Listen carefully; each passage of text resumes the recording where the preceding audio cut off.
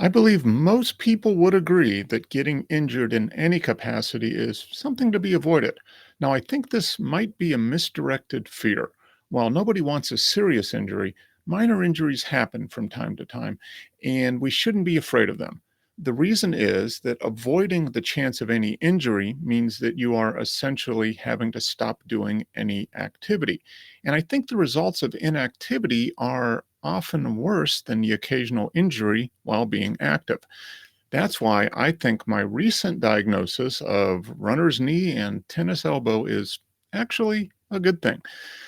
In this episode, I will review my lifetime of activity, talk a little bit about how I approach being active, and a little bit about the injuries I've had over the years, how I go about treating them, and then I'll discuss my current injury and why being active with some injuries is far better than the alternative. For full show notes and to participate in the poll of the week, be sure to go to thefitnessroadmap.com/004. Welcome, everybody. Welcome back to another episode of the Fitness Roadmap. I'm Mark Sanderson, and for those of you watching on YouTube, hi. I'm down in my basement studio, and this is where I do a lot of my listening to music and thinking about upcoming podcast episodes. And this episode is something I put together really just in the last couple of days due to a recent diagnosis of an injury that I've had as a result of my training, as the title says, runner's knee and tennis elbow. And I think it's really very important to think about any injuries or that type of thing within the context of the bigger picture. What is it that we are trying to accomplish? So, I'm going to talk a little bit about that today, give you an overview of my history, talk about those injuries, and then maybe give you some ideas on how to approach uh, exercise, activity, and those injuries that may come up. So, for those of you that are watching, like I said, we are live on recorded here on YouTube as an actual video. I'm going to try this every once in a while, see how this works.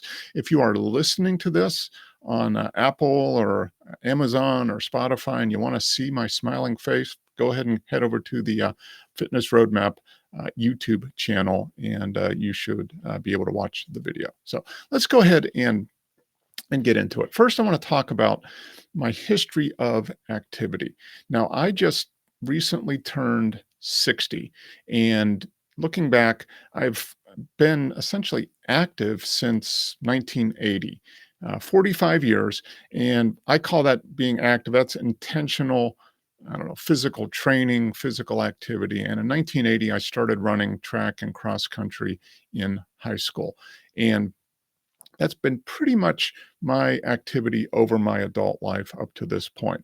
Primarily running, started that in high school, continued that through college, often on again, all the way up until the last couple of years. I also had added in some cycling, road cycling, a little bit of mountain biking, indoor rowing. Something I've added in the last 15 years or so, and hiking, and I've added rucking and walking and all of that. But what has changed over time other than well, I've been active pretty continuously over those 45 years, so a significant amount of time. But my approach to training and activity and exercise has changed, especially in the last few years. Up until probably, I don't know, 2021, 2022, my focus was to be competitive. In other words, I wanted to train to be competitive in some type of event. Typically, if it was running, it would be 5Ks, 10Ks. I've done some half marathons. My goal was to train to be as good as I could be, to be as competitive as possible. When I was in my 20s and 30s, it was to be competitive compared to the whole field. And then the last 10 or 15 years was more focused on being competitive within my age group. And as I've gotten older and finally admitted that, yeah, Mark, you're not getting any younger, you've got to be looking towards the rest of your life rather than reliving your glory days of your 20s and 30s. I've changed my focus to more of training for life in general, building my body, staying active, exercising so that I increasing the odds of me living a long and active life for as long as possible. And that really changed in about 2021, 2022. So the future for me, as far as exercise and activity goes, is my focus now is not on being competitive in my age group, but just getting out there and being active and mobile and strong so I can continue doing that as far into life as possible, hopefully increasing my lifespan and health span, almost more importantly, along the way. So, in those 45 years, what injuries have I had? Now, fortunately, I haven't had a lot of injuries, but I've had a few along the way. The first one that I can really remember, and this is probably the what has uh, started what I'm dealing with now, was I'm calling it an undiagnosed and untreated tear of my meniscus in my right knee. That happened sometime in 1985. I think it happened as I was getting out of a Jeep. I had a CJ, was it a CJ5 or something? It was a little off the ground, and I kind of swung my leg out to get out of the Jeep, and I felt something tweak in my right knee. Didn't really hurt, didn't think much about it. I was only 20 at the time, or 21 at the time. It healed almost instantly, so I didn't think anything of it. But I think at the end of the day, that was probably a slight meniscus tear. So that was the first injury. Pretty much nothing else until the early 2000s, when I was doing a lot of road cycling. I had some issues with my ankle. It was more a little bit of tendonitis, probably from just ramping up my activity and my mileage too fast. I had some tendonitis in my ankle, in my right foot, and a little bit in my right knee, but more in my ankle and foot. And I also had some, um, probably would have been diagnosed as tennis elbow back then, but some soreness in the forearm elbow, and that was probably from just once again spending too much time hunched over on the drops in a road bike, and that resolved itself with a little bit of ibuprofen and rest.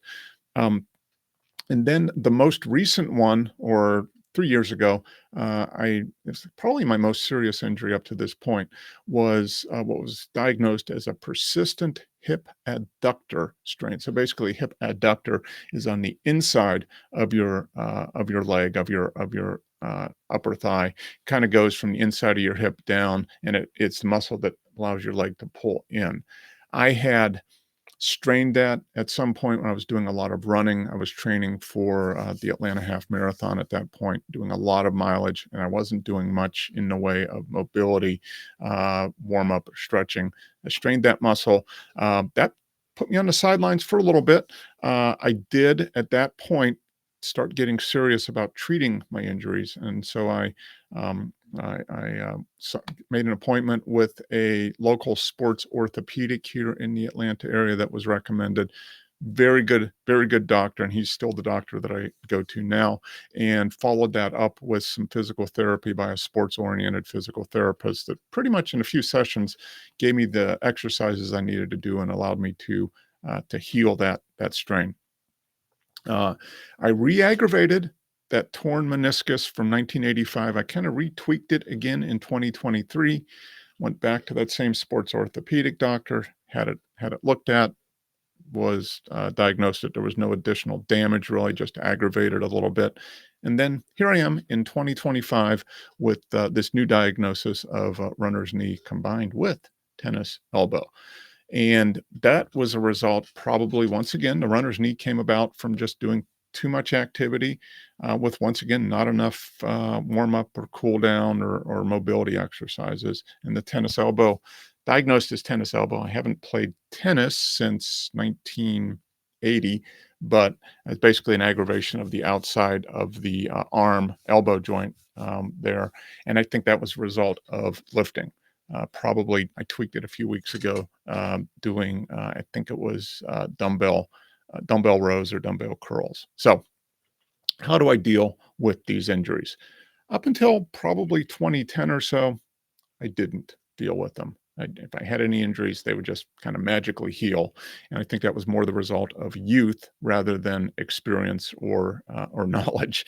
Since then, I've focused on getting qualified opinions and diagnosis from a medical professional focused on sports activities, and that's made a big difference. Any injuries I have had since about that 2010, which is when I had that cycling injury, um, got diagnosed and resolved fairly quickly because I was given a an overview of what actually happened and what I would need to do to remedy the situation and get back to going. So I focused on seeing a qualified medical professional and doing treatment. And I focused on mobility, stability, and strength more often than not. Now, my recent injury, like I said, is was just recently diagnosed within the last week here, and I'll show you this. So those watching on YouTube, what you see there, that's my knee. That way. That's my knee right there. And it's my right knee that was affected. And I went into the orthopedic clinic and had x rays taken. This is the right knee. And basically, the diagnosis was that I had that runner's knee, which is technically is called patellofemoral syndrome. So it's basically an aggravation of the patella tendon, which runs underneath the kneecap, and so basically an aggravation of that, resulting from a lot of times improper tracking of the kneecap. It kind of gets stuck. The kneecap is supposed to float over the front of the knee and move. It kind of gets stuck, and that can be, I think, due to inflammation or that type of thing. So I got diagnosed with that. The good thing is that there is no arthritis really at all in my knee joint, which is something that, you always hear about runners destroying their knees from running. Well, in my case, 40 years of being active and running for the majority of that time, at least a little bit, has resulted in I don't really have any osteoarthritis. I just have some inflammation as a result of probably strength and mobility.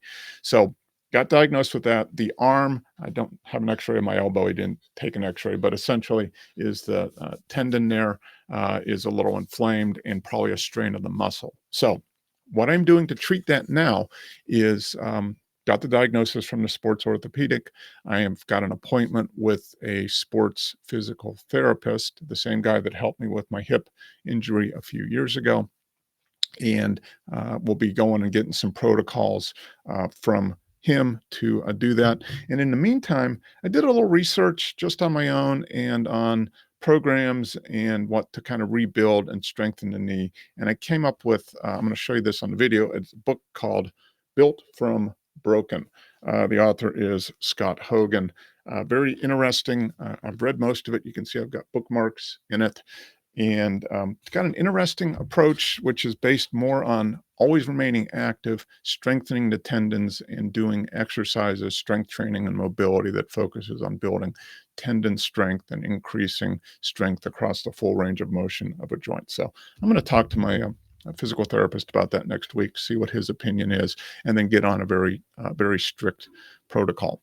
Now, why do I think that being diagnosed with runner's knee and tennis elbow and all the other little niggling injuries that I've had over the years is actually a good thing?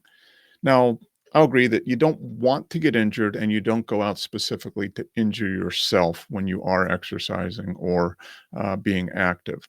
But I think the expectation, like I said at the top, of not having any injuries or doing whatever you can to avoid any injury at all is a little misguided because things are going to happen. So we want to take uh, precautions, to make sure that we're training sensibly, doing smart things, and making at least some initial attempts, yeah, to avoid major injuries. But there are going to be little injuries that happen along the way, and I think if you're going to be active and pursue an active lifestyle, especially for the long term, you are going to have some injuries from time to time that pop up. The key is how you address them and what you learn from them.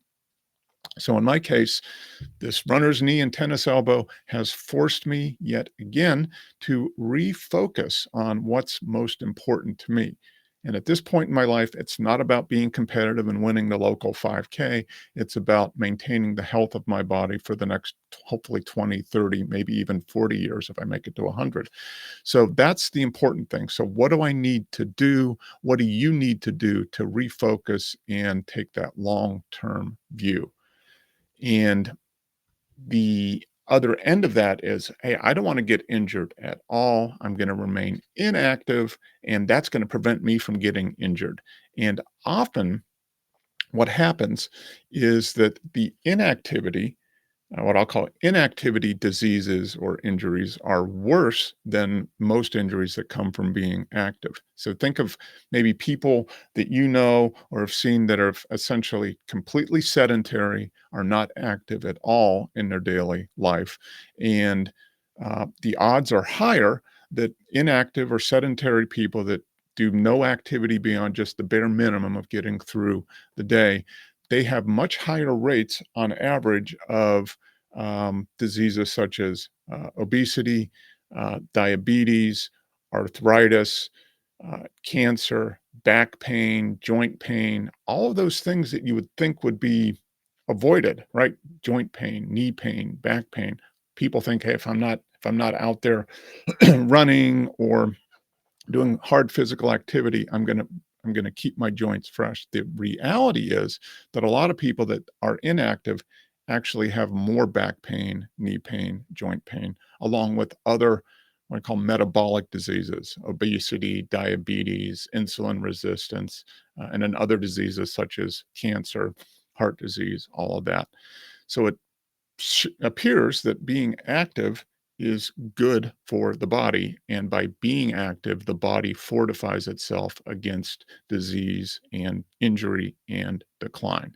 So the bottom line is that exercise is good for you, and you should do everything you can to be as active as possible on a daily and weekly basis. The important thing is that you want to be smart about your training. You want to be sure that you effectively warm up, cool down before your training or activity. Um, Scale your activity. Don't ramp up your activity too quickly. If you do become injured, be sure to seek out qualified medical help as soon as possible, especially if that strain or pull or something doesn't resolve itself very quickly.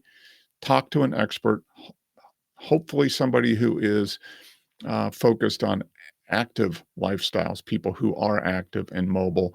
They're oftentimes are going to have a different approach to treating those injuries. So seek qualified medical help and then be committed to recovery and getting stronger. Do the work that is necessary to rebuild your body, just like this book says, rebuilt from broken. Put the effort, dedicate the time and the resources and your energy to rebuilding yourself, putting in the work necessary to fortify your body, strengthen your body so that you can continue to remain active, strong, and vital for as long as possible into your life. And I think you will find that the results of that are going to be well worth it and much greater than an occasional injury or strain or niggle that you acquire during that journey. So hopefully that gives you some things to think about as it relates to activity and injury and why you shouldn't necessarily fear getting injured. You just have to realize that, hey, things are going to come up occasionally, and you want to treat them and resolve them and work on improving your body in such a way that the chances of that injury repeating itself down the line are reduced. And by doing that, over time, your body will get stronger and stronger. You'll become more resilient and better able to deal with all of the challenges that life brings along with it and tosses at you as you move through life. Okay, on to poll of the week. And this is what, the third week that I've done poll of the week. So be sure to head over to thefitnessroadmap.com/004 to scroll down to the bottom of the show notes. You will see the poll of the week and record your answer, give your input on this. I will go over the results of the last few polls of the week here in the next week or two. So this week's question, poll of the week, is: have you been injured as a result of exercising within the last year? If you are active and actively going out and running, strength training, hiking, cycling, whatever it is, has those activities resulted in any type of injury to you within the last year? I'd be very interested to see how many of you have had at least some type of injury. My guess is if you're active, there's probably a decent percentage of people that are at least going to have a little bit of an injury. Hopefully nothing major, but maybe a slight strain or a pull or aggravation that you needed to deal with and resolve. So head on over there and take the poll of the week. Put your feedback in there, and I'll be happy to review that and go over that in a future episode. So that is about it for this week. If you did find this podcast, this episode helpful, I'd love it if you could share it with somebody else in your life that you feel might benefit from this podcast. So on YouTube, go ahead and click that little subscribe button, that thumbs up. That really helps spread the word about what we're doing here to the broader YouTube community. And if you're listening to this on podcast, be sure to just follow and subscribe wherever it is that you listen to your podcast. And feel free to share this with a family member or a friend or somebody that you feel might benefit from hearing what we're talking about here. Bring a few more people into the community and build the community of people that are focused on helping to navigate your own path to lifetime health and strength. That is it for this week. Hope everybody is doing well. And until next week, be well and enjoy the journey.